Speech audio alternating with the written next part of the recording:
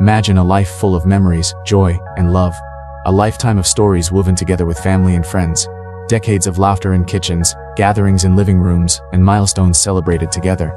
Now, imagine all of that shrinking into a single, 14-square-meter room. This is the reality for a 91-year-old woman whose letter I recently came across. Her words were simple, yet profound. A quiet call to attention from someone who's been left with little more than memories. Her letter wasn't written to spark pity. It wasn't written out of anger or frustration. It was a plea for understanding, for connection, for us to remember what truly matters before it's too late. Her letter begins with a stark yet humble introduction. I have a small room that's only about 14 square meters. I have 5 children, 11 grandchildren, and 4 great-grandchildren, but I don't own a house or anything valuable anymore. Think about that for a moment.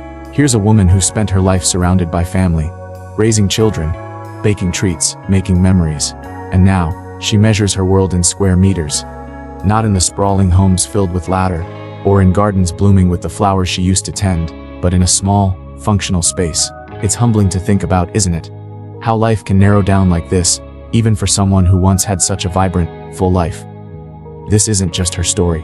It's the story of countless elderly individuals whose worlds have quietly shrunk while the rest of us keep moving forward, often forgetting the pillars who built the lives we now enjoy. Her letter continues. What I do have is someone who takes my weight, checks my blood pressure, makes my meals, and cleans my room. It's a simple statement of fact. She acknowledges the practical care she receives, care that is essential and, in many ways, a blessing.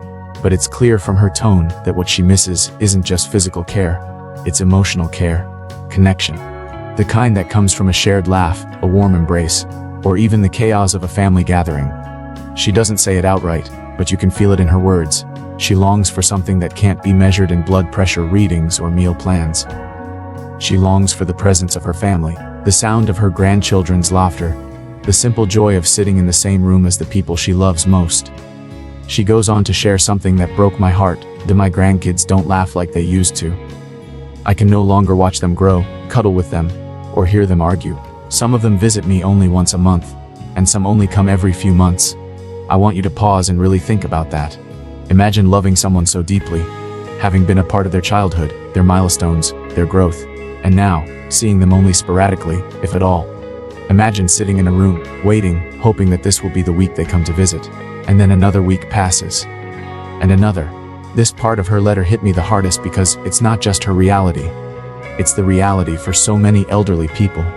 Parents and grandparents who poured their love into us, who helped shape who we are often left with nothing more than fading photographs and distant memories. The silence of those in-between moments can be deafening. She also talks about the things she's lost, the pieces of herself that she can no longer hold on to. I'm in so much pain now that I can't work anymore. I'm not the baker or cook I used to be. I can't grow flowers like I used to, and I love reading, but my eyes are giving me trouble. These words are filled with grief, not just for the physical abilities she's lost, but for the identity tied to those abilities. She wasn't just baking bread, she was creating warmth and nourishment for her family. She wasn't just planting flowers, she was bringing beauty into the world. When she says she misses reading, it's not just about the words on the page. It's about losing a part of herself that brought joy and comfort. These are not just hobbies, they're pieces of her soul. And now, those pieces are slipping away. One line from her letter stood out to me above all others. He used to sing to a woman in the room next to mine, but she passed away recently. That image stayed with me. Here's a woman who, despite her own struggles, found ways to bring joy to someone else. Even in her small room, even with her limited abilities, she sang. Her voice may not have been perfect, but it carried care and connection. And now, even that small act of companionship is gone.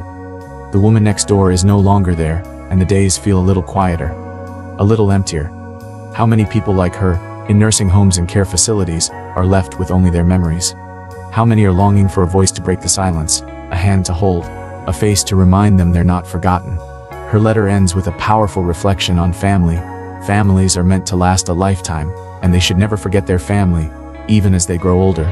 It's such a simple truth, isn't it? And yet, how often do we let life's business replace what really matters?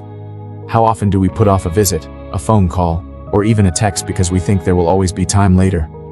She doesn't blame her family for being busy. She doesn't sound angry or resentful. But she's longing for connection, for the feeling of being surrounded by the love she spent her whole life giving. Her letter isn't just a reminder of what's missing in her life. It's a challenge to us, to be better, to make time for the people who matter most, to remember that the elderly in our lives, our parents, grandparents, aunts, and uncles, are more than just the roles they once played. They're human beings who deserve to feel loved and valued. Even the smallest gesture can make a difference. A phone call, a handwritten note, a visit. These simple acts remind them that they're not alone, that their love and sacrifices have not been forgotten. If you're watching this, I want to ask you something. When was the last time you reached out to someone who loves you? A grandparent? An old friend? Don't wait. Don't let time slip away. A lifetime of memories deserves a lifetime of love and attention.